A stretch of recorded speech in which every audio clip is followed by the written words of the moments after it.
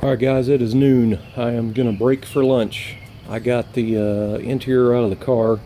There wasn't much in it to begin with, but I got it all cleaned out, shop backed it out, then took a electric grinder with a knotted cut brush on it, and I put on welding gloves and a respirator, and I went in there and got crazy with that thing in that floor. Now that does a pretty good job of cleaning it out.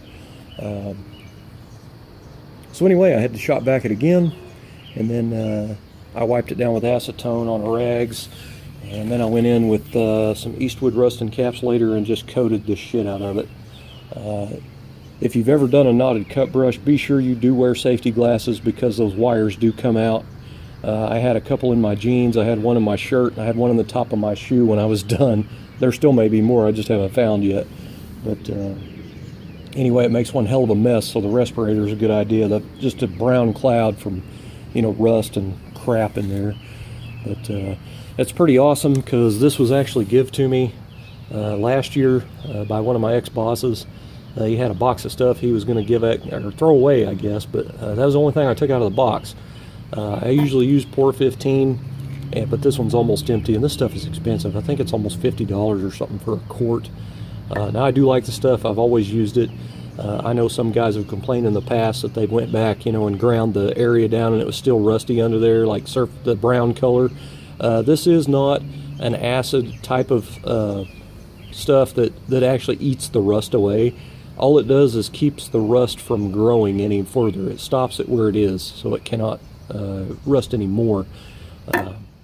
So anyway, so I got the floor coated. I did knock all the old seam sealer out of the floor and all the body seams in here, because every AMG body I've ever been to, especially the one across up there, it always just falls out. You can touch it and it falls out in chunks. So I'm going to re-seam seal the whole car. I do have seam sealer here, thankfully. But just the old, the rubbery caulk gun stuff. Anyway, I do have a couple of rust holes in the floor. There's two over there, and there's one over there. And where else? There's one little bitty one right here. But anyway, now for a living, I'm a metal guy. I do rust repair, replace panels and fabricate little stuff, on old cars. So it's kind of a shame, and it's almost embarrassing to admit it, but I don't have time to do any metal work on this car. This is a have-to deal, just trying to throw this car together, get it running and driving. So I'm going to seam seal these rust holes.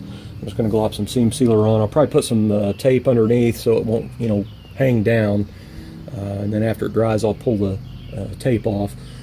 But, if I had to go in here and change it, fix all this rust holes, it'd be a nightmare because it really needs pans, because it's going to be so thin it's just going to blow holes and make them bigger.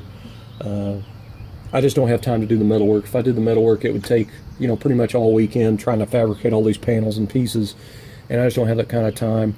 I do plan on having this car running and moving by next Monday evening.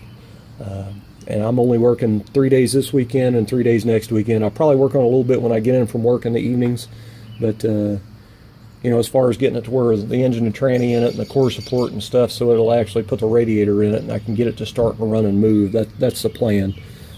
Even if I have to bolt just one seat in here, I don't care. I do have to buy a new carpet set for this, and I don't want it getting wet or ruined, because when I do, tear it apart in a couple of years to restore it, I'll probably end up reusing that carpet. So I don't want it getting wet. So that's why I'm going to seam seal these, because I'm going to be putting floor pans in it anyway, so it doesn't matter to me. It just kind of sucks. If I had more time, if I had a couple weeks off, I would go ahead and try to repair them with steel, but like I said, I just don't have the time. So that's the plan, guys. Going to get after it. I'm actually going to go in and eat lunch, and then I'm going to come back out and start putting my brake pedal, brake booster, and brake lines and stuff on.